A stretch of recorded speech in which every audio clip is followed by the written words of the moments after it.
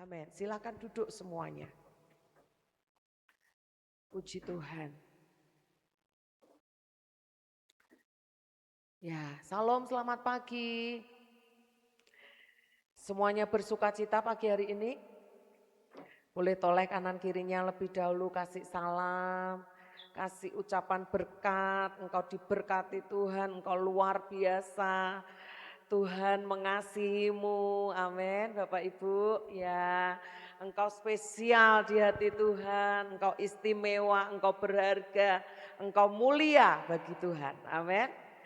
Ya puji Tuhan, saya bersyukur Bapak Ibu bahwa kita sampai di minggu terakhir di tahun 2025. Siapa yang berkata tahun 2025 adalah tahun yang berat? Udah ada. Tahun 2025 adalah tahun yang penuh anugerah, amin. Nyatanya kita semua hari ini yang gemuk tetap gemuk seperti saya. Yang cantik bertambah cantik, amin. Yang gagah bertambah gagah. Kita tetap makan 3 kali bahkan 5 kali dalam sehari, amin. Tidak ada yang kekurangan dari semua yang baik. Karena Tuhan memelihara hidup kita. Amin. Kita ini bersyukur dan harus terus menyadari bahwa kita ini menyembah Allah yang hidup. Amin. Allah yang satu-satunya, tidak ada yang lain. Dia pencipta semesta, dia penguasa dunia, dia berdaulat, dia berkuasa atas segala sesuatunya. Karena itu saya mengajak setiap kita, mari terus berjalan dalam pimpinannya. Mari berjalan dalam arahan, dalam tuntunan, dalam setiap kebenaran yang kita terima dari Tuhan. Karena kita menyadari bahwa setiap kejadian, setiap perkara, setiap situasi itu tidak ada yang kebetulan. Amin.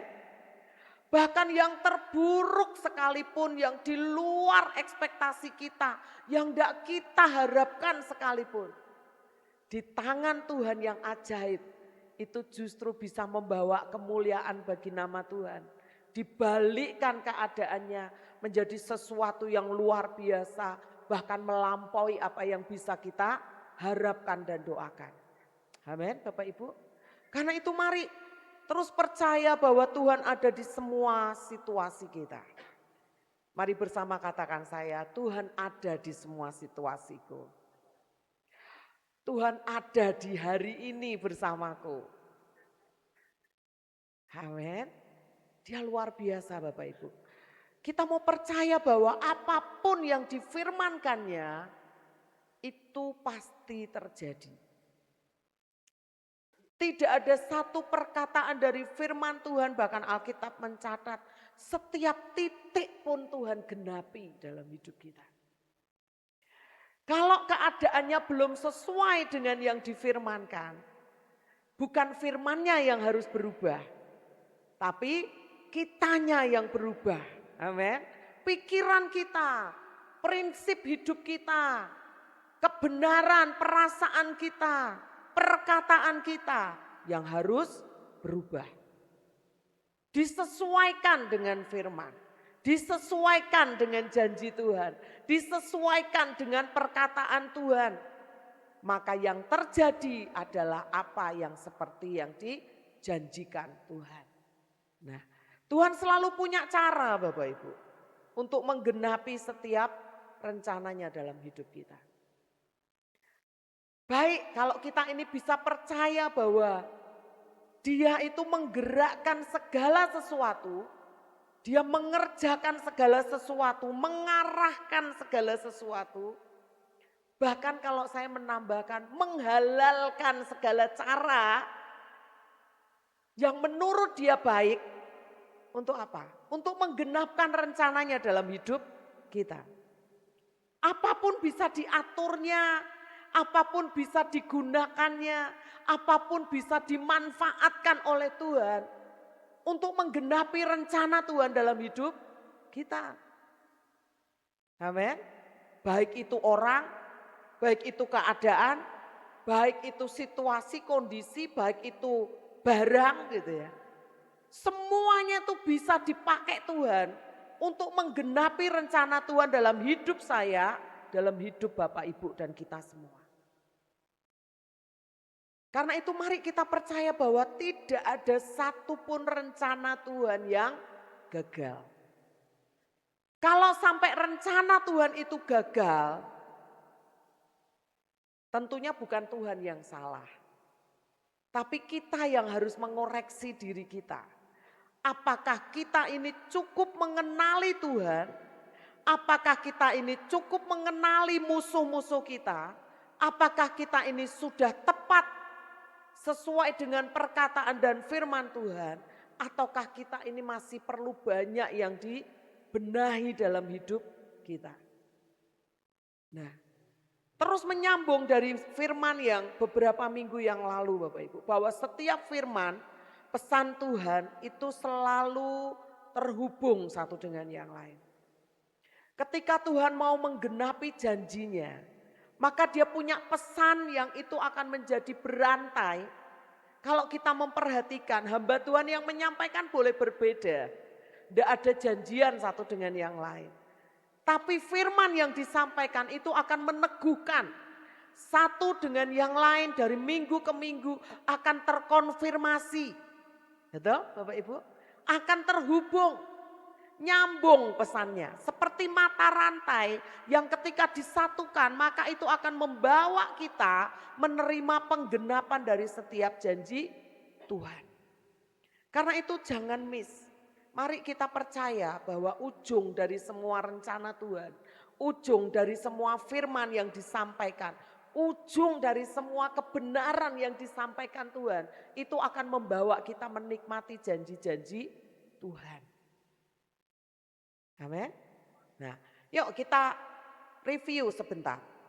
Hari ini kita berjudul kenali dan hadapi musuhmu. Kemarin tanggal 14 kita belajar tentang bagaimana mengintai tanah perjanjian. Tuhan sudah menyediakan tanah yang berlimpah susu dan madunya untuk kita nikmati. Amin. Tahun 2026 pasti lebih baik dari tahun ini. Oh, cuma berapa yang ngomong amin? Yang lainnya enggak percaya, Kak. Orang boleh prediksi ekonom, para ahli astronom atau yang bumi itu, geografi atau apapun itulah. Mereka berusaha memberikan warning kepada kita untuk kita waspada. Itu baik. Tapi kepercayaan kita itu adalah kepada Tuhan. Tidak ada yang salah dengan semua peringatan yang terjadi, yang kita dengar, medsos sediakan untuk kita mengerti akan hal itu. Tapi lebih dari semua persiapan secara jasmani, mari kita mempersiapkan hidup kita ini lebih lagi dengan Tuhan. Supaya ketika semua itu digoncangkan seperti yang diprediksi oleh ahli-ahli tersebut, kita ini tetap beroleh bagian yang tidak tergoncangkan di dalam Tuhan. Amin, Bapak Ibu. Nah, karena itu mari kita mau melihat musuh yang selalu ingin mencuri apa yang baik dari hidup kita. Tahun 2026 saya percaya penggenapan janji Tuhan itu akan kita nikmati bersama-sama. Amin. Baik itu secara pribadi maupun secara korporat. Apa yang Bapak Ibu dengar Tuhan janjikan, segala kebaikan, yang berdoa untuk jodoh dikasih jodoh, yang berdoa untuk pekerjaan yang lebih baik akan diberikan, yang berdoa untuk permasalahan keluarganya akan terima jawaban. Gereja permanen kita akan terima. Amin Bapak Ibu. Nah, pergumulan, tantangan, permasalahan itu ada. Tapi mari lihat bagaimana kuasa Tuhan yang melampaui itu semua dan membuat kita berkemenangan atas setiap tantangan dan pergumulan hidup kita. Amin. Karena itu mari kita belajar akan pesan firman Tuhan. Alkitab berkata, Bilangan pasal 14 ayat yang ke-7 sampai dengan yang ke-9. Mohon maaf karena LCD tidak bisa menampilkan ayat di layar. Lagu-lagu tadi juga kita mesti belajar menghafal lagu tidak bergantung LCD gitu ya. Karena yang namanya alat itu bisa rusak. Tapi yang enggak boleh rusak itu apa? Hubungan kita dengan Tuhan. Jangan sampai rusak. Bahaya kalau rusak. Kalau alat rusak diperbaiki, beli yang baru bisa. Tapi kalau hubungan kita yang rusak dengan Tuhan, maka suplai kehidupan kita juga akan terputus. Nah, mengerikan itu ya. Nah, yuk kita baca Bilangan pasal 14 ayat 7 sampai 9. Dan berkata kepada segenap umat Israel, negeri yang kami lalui untuk diintai itu adalah luar biasa baiknya. Mari bersama-sama saya katakan, tahun 2026 adalah tahun yang luar biasa berkatnya. 2, 3. Tahun 2026 adalah tahun yang luar biasa berkatnya. Adalah tahun anugerah, tahun kemajuan, tahun terima janji Tuhan, tahun terima kelimpahan, tahun terima berkat-berkat Tuhan, tahun terima kesembuhan, tahun terima semua pembalikan keadaan. Amin. Kita pasti menerimanya. Lanjut lagi, jika Tuhan berkenan, perhatikan. Jika Tuhan berkenan kepada kita, maka Ia akan membawa kita masuk ke negeri itu dan akan memberikan kepada kita suatu negeri yang berlimpah-limpah susu dan madunya. Hanya janganlah memberontak kepada Tuhan dan janganlah takut kepada bangsa negeri itu, sebab mereka akan kita telan habis. Yang melindungi mereka sudah meninggalkan mereka, sedang Tuhan menyertai kita, janganlah takut kepada mereka. Seberapa banyak dari kita yang percaya bahwa sungguh kita akan mengalami janji Tuhan? Bahwa kita hari ini sedang ada di tapal batas perjanjian Tuhan, sehingga kita selangkah kita menikmati susu dan madu yang dari Tuhan. Amin Bapak Ibu. Saya sungguh rindu Bapak Ibu, saya sungguh rindu mendengarkan kesaksian demi kesaksian Bapak Ibu. Saya sungguh rindu setiap kita mengalami, mata saya ini melihat betapa Tuhan memberkati Bapak Ibu. Betapa Tuhan menjawab setiap pergumulannya. Jangan takut bersaksi ya, ngomong sama sebelahnya. Kalau Tuhan sudah jawab doamu, kamu masuk tanah perjanjian ngomong ya, bersaksi ya gitu ya. Amin Bapak Ibu. Jangan dipendam sendiri. Karena itu akan membawa kemuliaan bagi nama Tuhan ketika kita saksikan untuk orang lain. Amin. Nah karena itu mari Allah mengingatkan kita bagaimana kita harus mengenali musuh kita. Bangsa Israel ketika mau masuk tanah perjanjian itu bukanlah tanah yang tidak dihuni oleh musuh-musuhnya. Kemarin kita belajar ada raksasa banyak di situ. Alkitab mencatat ada 7 bangsa raksasa yang harus kita hadapi dan harus kita kalahkan. Sehingga kita menikmati apa yang baik. Maksudnya begini loh Bapak Ibu. Kita ini ngomong aku terima yang baik, aku terima yang mulia, aku terima kesembuhan. Apakah itu otomatis terjadi? Enggak kan? Kemarin Pak Yosua berkata diperkatakan, dideklarasikan, diucapkan terus. Maka yang jauh itu akan semakin mendekat. Amin. Setiap perkataan kita akan membawa perubahan. Sedikit demi sedikit, mau cepat mau sedikit itu tergantung Tuhan, terserah. Tapi bagian kita adalah memperkatakannya, mengucapkannya gitu ya. Nah, karena itu mari kita mau sepakat, kita mau belajar terus Bapak Ibu. Saya sungguh rindu setiap kita sungguh-sungguh mengalami apa yang dijanjikannya. Yuk kita lihat dulu dalam Ulangan pasal 6 ayat 23 sampai dengan 25. Perhatikan masing-masing, ada yang bawa Alkitab, ada yang bawa e-kitab. Ya toh? E-kitab, elektronik kitab. Ada yang bawa apa lagi? Ada yang hafal?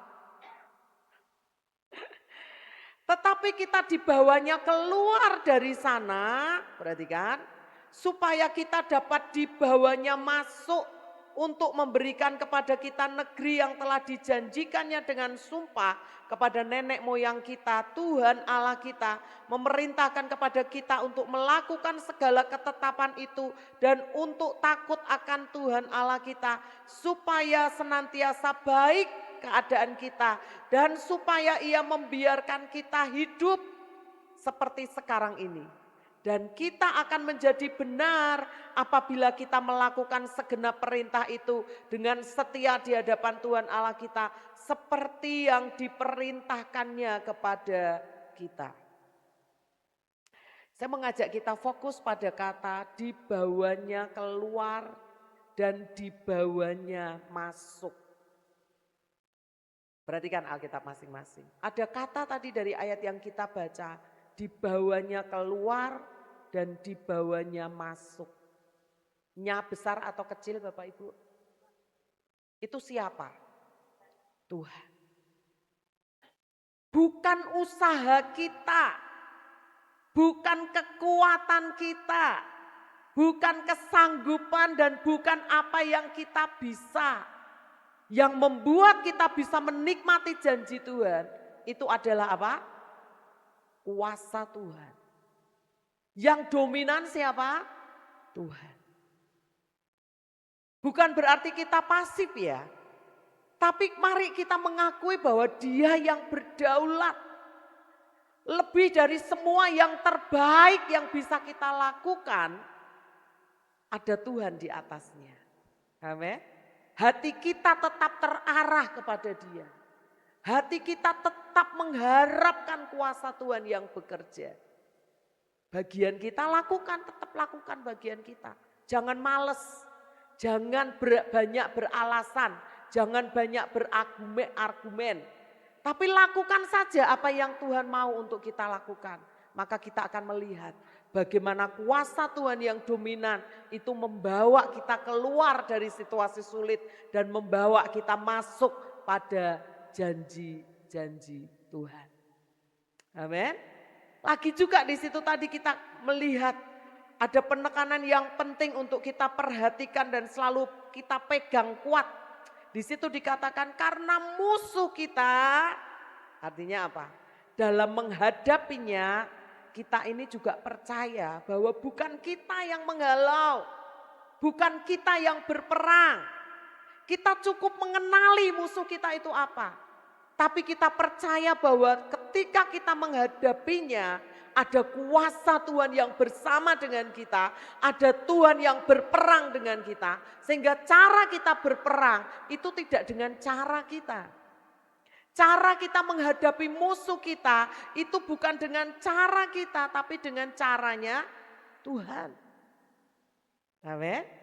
Kan itu perhatikan lagi, satu ayat, Ulangan pasal 7. Ayat yang pertama dikatakan, apabila Tuhan Allahmu telah membawa engkau ke dalam negeri kemana engkau masuk untuk mendudukinya. Dan Ia, perhatikan, Ia telah menghalau banyak bangsa dari depanmu. Siapa yang menghalau? Tuhan. Lagi-lagi Dia menyatakan Dia Tuhan, Dia yang melakukan semuanya buat kita. Ia menghalau banyak bangsa dari depanmu, yakni orang Het, orang Girgasi, orang Amori, orang Kanaan, orang Feris, orang Hewi, orang Yebus, 7 bangsa yang perhatikan. 7 bangsa yang lebih banyak dan lebih kuat daripadamu. Nah, ini nih tantangannya di sini. Kenapa kita harus mengenali musuh kita? Dan kita harus menghadapi mereka. Alkitab yang mencatat loh. Mereka lebih banyak, lebih kuat daripadamu. Ngeri enggak Bapak Ibu? Lah aku benar sendiri pendapatku Bu, yang lain punya pendapat yang sama dan seharusnya itu salah. Kenapa orang baik selalu dikelilingi orang jahat? Yang jahat lebih banyak dari yang baik. Betul? Kenyataannya seperti itu. Kalau kita bekerja di satu lingkup kantor tertentu, kita mau menegakkan kebenaran, bekerja yang disiplin, bekerja yang jujur, musuhnya banyak enggak? Banyak. Seringkali kita mendengar justru orang jujur, orang benar itu dijatuhkan karena tidak mau kompromi. Itu loh yang Tuhan katakan, musuhmu itu lebih banyak. Musuhmu itu lebih kuat dari kamu. Bisa ngadapi sendiri Bapak Ibu? Berani ngadapi musuh sendiri? Usaha orang lain pakai apa yang jualan itu? Pakai penglaris. Lah aku berundulan kok Bu. Menang mana Bapak Ibu? Siapa ya kapan hari cerita dengan saya? Lah kabeh tuh sing di pasar tuh jualannya pakai lemek. Saya tuh pertamanya nggak mudeng cerita pakai lemek. Pakai lemek. Maksudnya apa tak dengerin dulu gitu ya. Semua Bu pakai lemek. Kok nanti tutup hari apa? Oh nangkep saya. Kalau orang jualan dalam 1 minggu mesti ada tutupnya dan harinya sama, pasti itu pakai perjanjian sesuatu. Tapi ya kita enggak boleh menghakimi, siapa tahu enggak ya toh. Wes itu urusannya mereka, kita enggak perlu menghakimi gitu. Tapi mari Bapak Ibu, kita mau belajar bahwa kita mesti menyadari keadaan kita tuh enggak mudah. Betul? Kadangkala iman kita ini apa? Gigrek apa toh? Terkorosi atau terpapar dari semua hal yang terjadi di sekitar kita dan itu melemahkan iman kita. Kenyataannya begitu kan? Lah piye Bu, meh bener dhewe kok nek dimusa koncone. Lah gimana Bu, cari uang susah kalau enggak pakai cara yang licik. Kalau enggak kompromi susah. Kalau enggak pakai disuap-suap dulu mau dapat order, mau dapat project enggak bisa. Itu kenyataan loh Bapak Ibu. Teman saya seorang pengusaha dia developer di Irian. Dia cerita begini bahwa wah nek akhir tahun seperti ini ndak, karena itu teman SMA saya. Dia ceritanya akhir tahun seperti ini uang pemerintah tuh dihabis-habiskan.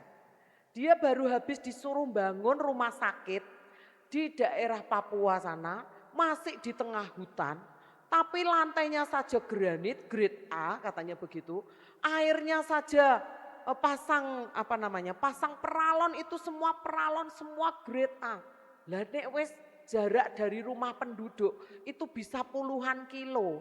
Lah terus kok saya nganggo rumah sakit itu sapa? Enggak tahu katanya begitu Bapak Ibu. Lah terus piye? Lah yo tak kerjake to, lha wis piye? Nek ra ngono aku ra entuk dhuwit tok. Kuwi lho wis nyogok-nyogok mbek bupatine, mbek siapane gitu Bapak Ibu. Oh, kamu ya gitu juga toh. Makane dia bilang berkata, tak ceritani ndak. Aku istrinya tuh dibukain perusahaan sendiri. Dia berkata, kamu harus jalan yang lurus, kamu harus jalan yang benar supaya uang yang kamu terima dari perusahaanmu itu halal. Jadi istrinya itu punya usaha karena mereka sangat kaya raya Bapak Ibu. Mereka punya usaha transportasi, punya bis mini, punya travel, punya seperti itu ya. Jadi istrinya itu suruh jalanin ngelola itu. Yang jujur ya Ma, baik-baik sama karyawan ya Ma. Supaya uang yang kita terima lewat jalur usaha itu halal. Itu yang untuk membiayai kebutuhan anaknya, itu untuk membiayai kebutuhan keluarganya untuk makan, untuk pendidikan anak-anaknya. Lah terus uangmu kan lebih banyak, saya berkata begitu. Kamu ngerti ndak, aku tuh nek nginget uangku, nek mau ngasih uangku ke anakku, aku takut katanya. Jadi aku selalu minta uang istriku untuk ngasih ke anakku, sedangkan uangku ini tak pakai untuk beli aset yang aman.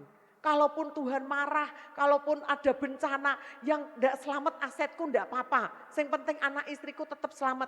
Sih, lihat kan? Tetap ada suara yang berteriak dalam diri kita orang benar ketika kita ini melakukan sesuatu yang tidak benar. Karena yang namanya berkat itu bukan besarnya, bukan jumlahnya, tapi seberapa yang kita terima itu membawa manfaat dan membawa damai sejahtera dalam hidup kita. Amin Bapak Ibu. Karena itu jangan kejar apa yang duniawi. Nanti kita perhatikan, ada itu dari 7 bangsa yang harus kita lawan. Memang itu tidak mudah. Memang itu Alkitab yang mencatat lebih banyak, lebih kuat musuhmu. daripada kita sendiri. Tapi kalau Tuhan kasih seperti itu, kasih peringatan, kasih pemberitahuan, itu bukan supaya kita kecil hati, bukan. Tapi supaya kita mempersiapkan diri, lebih mendekat dan bergantung kepada Tuhan. Amin. Kita lihat, perhatikan musuh-musuh bangsa Israel. Tuhan tidak mau kita takut atau menyerah, tapi Tuhan itu mau supaya kita menggantungkan hidup kita kepada Tuhan. Amin. Nah, coba perhatikan, ada 7 musuh dan itu Bapak Ibu, itu menjadi simbol karakter atau kehidupan ataupun keadaan yang menjadi musuh kita secara jasmani maupun rohani. 7 musuh ini adalah sebuah nama bangsa, di mana kehidupan bangsa itu, ciri khas bangsa itu, identitasnya bangsa itu bisa menjadi warning atau membawa kita mengerti spirit apa atau kuasa apa yang ada di balik musuh-musuh kita, sehingga kita bisa mengenali karakternya bagaimana, pola kerjanya seperti apa gitu ya. Itu bisa kita pelajari dan bisa kita mengerti, sehingga kita bisa menghadapi, mengenali dan mengalahkan musuh-musuh hidup kita. Itu bisa terimplementasi dalam apa? Dalam karakter kita, dalam pikiran kita, tapi bisa juga itu termanifestasi dalam hidup orang lain, di mana orang yang berkarakter atau memiliki identitas seperti 7 musuh Israel itu yang menyerang kita. Karena itu saya mengajak kita, ayo kita awasi. Apakah spirit, apakah karakter, apakah roh yang kita akan pelajari itu ada dalam diri kita, atau ada di sekitar orang kita, dan itu menyerang kepada kita. Siap Bapak Ibu? Kenali ya, perlu dicatat loh ya. Jadi tidak cuma masuk keluar, tapi kita bisa mengoreksi ketika satu keadaan terjadi, ini warning kita, mengingatkan kita, oh iya, oh ini rohnya ada ini, oh ini ada spiritnya ini yang harus tak lawan, oh ini ada kuasa ini yang harus didoakan, seperti itu ya. Ini banyak di media sosial, tapi saya pengen menjelaskannya secara rinci kepada Bapak Ibu. Yang pertama, musuh orang Israel itu adalah orang Het atau orang Heti. Kata Het atau Heti itu berarti teror atau intimidasi Bapak Ibu. Semua teror, semua intimidasi itu membawa ketakutan, kebingungan, keputusasaan. Betul? Seberapa banyak kita kalau mendengar gereja-gereja dilarang merayakan Natal. Gitu. Ada rasa ngeri Bapak Ibu? Ada kan? Itu spirit musuh kita. Jangan biarkan rasa takut, rasa ngeri itu menghalangi kita untuk kita mempercayai Tuhan. Sampai titik terberat itu orang sampai putus asa. Karena apa? Ada teror. Cari pekerjaan sulit, kita kena PHK. Hatinya kecil, kecut, takut. Aduh, aku bisa dapat kerjaan enggak ya? Aduh, aku bisa bagaimana mencukupi kebutuhan keluarga. Terintimidasi, tertekan sampai kita hilang percaya kepada Tuhan. Itu pekerjaan jahat. Itu musuh. Hadapi dengan Tuhan. Betul? Apa yang hari ini mengintimidasi Bapak Ibu? Ada perkataan-perkataan tetangga, perkataan orang lain yang mengecilkan kita gitu. Mengintimidasi, merendahkan kita. Tidak usah didengerin, abaikan itu. Tolak dalam nama Yesus. Amin. Berani rugi, berani berkorban, berani bayar harga, berani direndahkan. Aku udah melayani, kok enggak dihormati toh? Kok suaraku enggak didengar toh? Itu saja sudah salah Bapak Ibu. Amin. Loh Tuhan Yesus, Yohanes Pembaptis itu melayani, berseru-seru Yohanes Pembaptis. Tapi orang yang mendengar seruannya itu enggak banyak. Orang yang memberi dirinya dibaptis oleh Tuhan Yesus enggak banyak.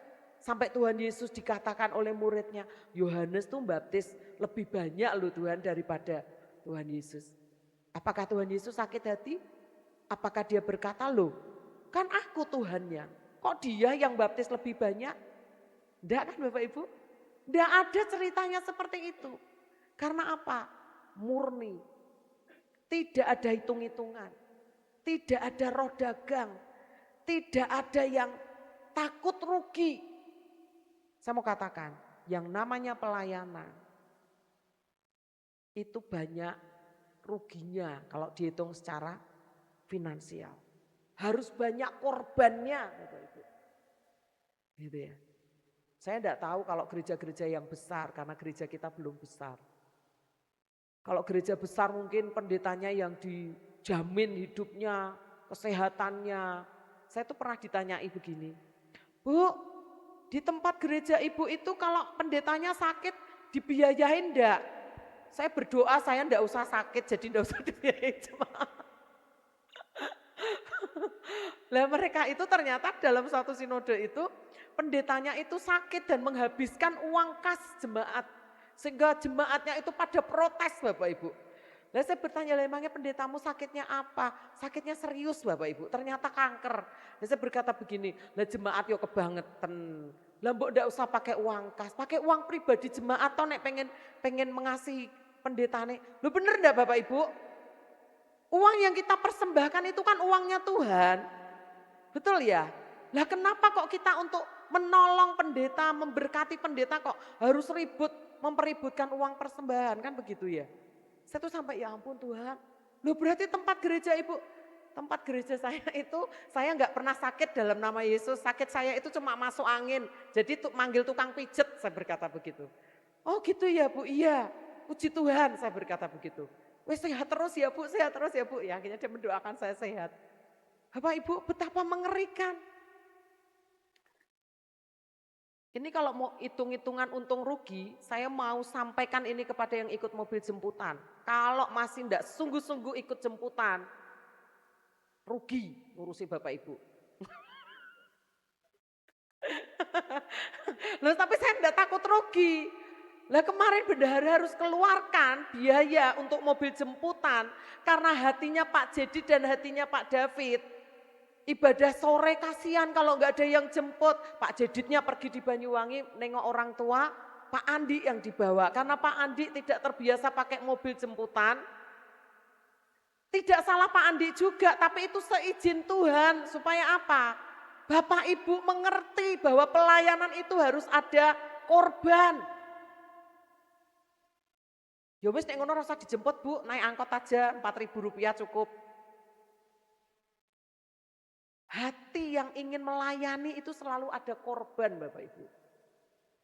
Mobil itu disediakan untuk menjemput, makanya kalau yang dijemput leda-lede, toleh kanan kirinya yang biasa ikut jemputan. Saya ini salah nggak sih pakai mimbar seperti ini ya, untuk mengingatkan Bapak Ibu. Loh ini kebenaran kan, jadi harus disuarakan betul? Supaya Bapak Ibu jangan leda-lede, sudah capek-capek sopirnya jemput, nek wes jemput telat-telat. Pas Pak tinggal Pak telat, saya tuh sampai, bukan saya loh yang jemput, saya tuh sampai ngelus dodo. Perasaannya Pak Jedit kayak piye ya. Nangkep Bapak Ibu ya, nangkep ya. Mari kita ini menghargai semua pelayanan yang ada. Tapi kita juga tahu bahwa semua pelayanan yang ada itu dikerjakan dengan korban.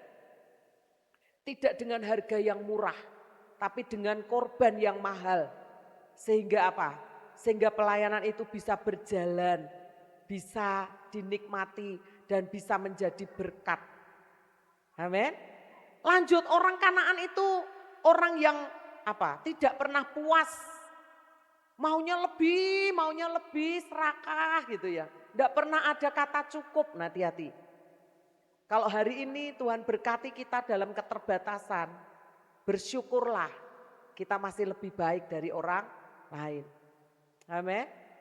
Jangan terus dangak menginginkan yang lebih. Karena orang yang gak pernah puas itu jatuhnya menjadi tidak bersyukur dan menyalah-nyalahkan Tuhan. Amin. Lanjut lagi, orang Feris itu raksasa.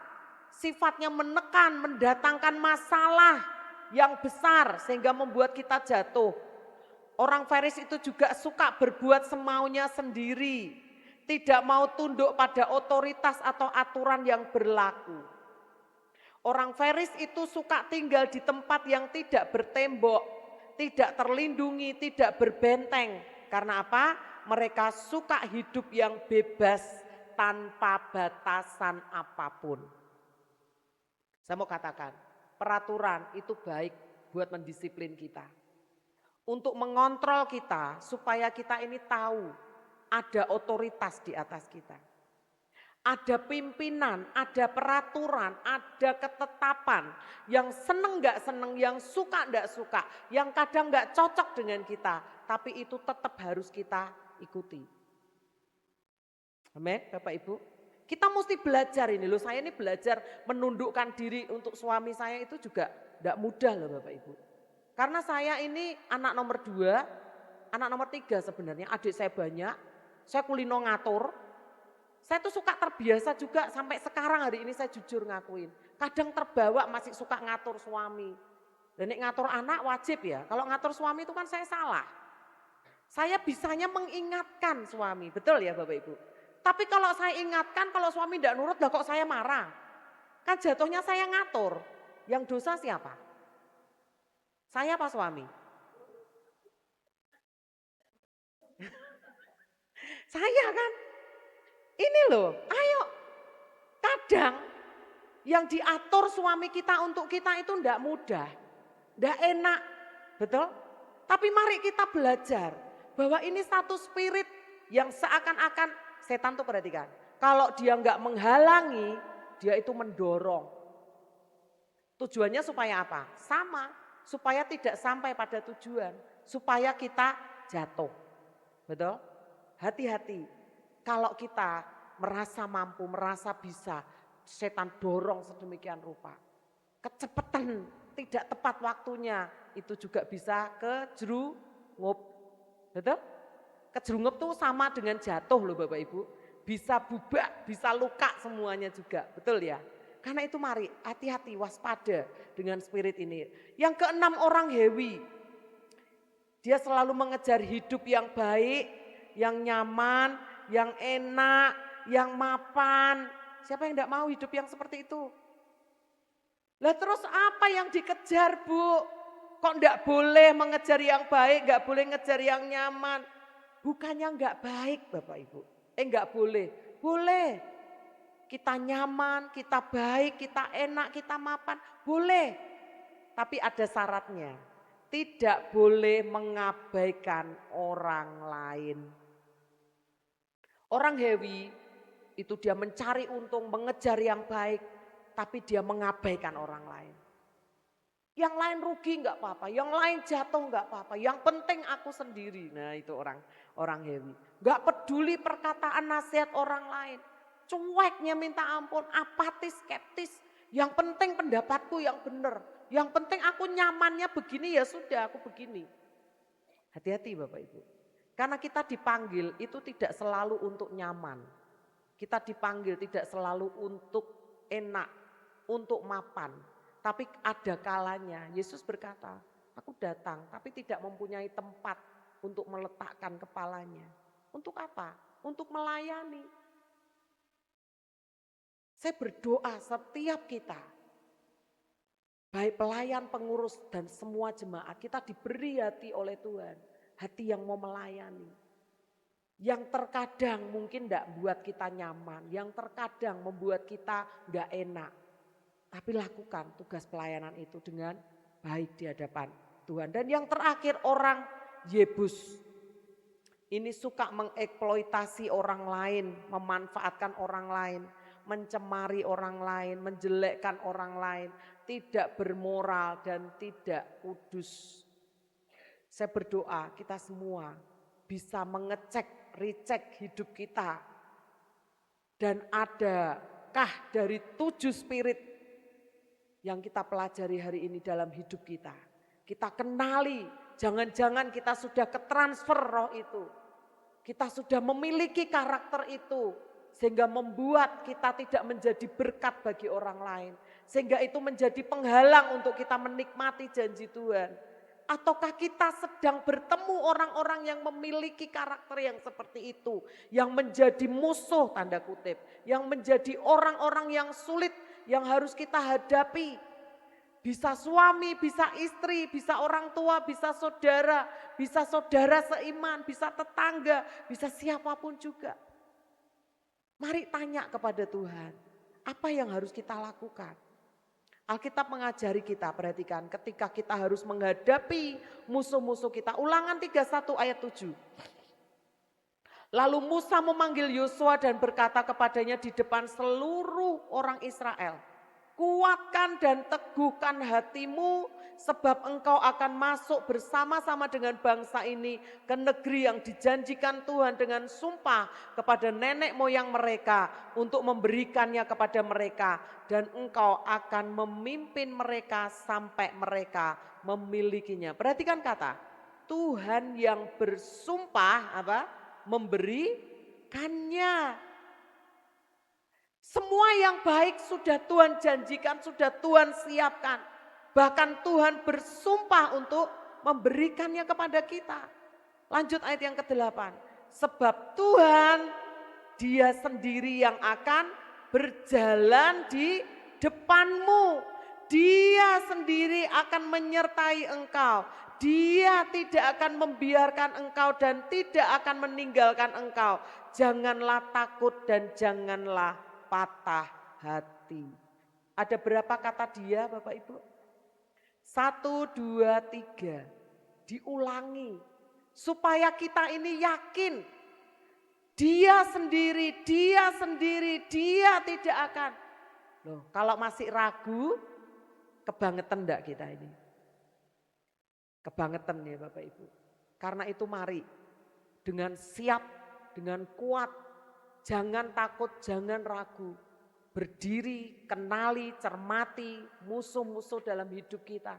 Kenali dan lawan mereka bersama dengan Tuhan. Maka kemenangan yang dari Tuhan itu yang akan dianugerahkan buat kita. Tuhan penentunya, Tuhan yang dominan, Tuhan yang memberi kemenangan. Karena semua itu adalah Tuhan yang menginginkannya dalam hidup kita. Amin. Amin. Tuhan Yesus memberkati kita semua.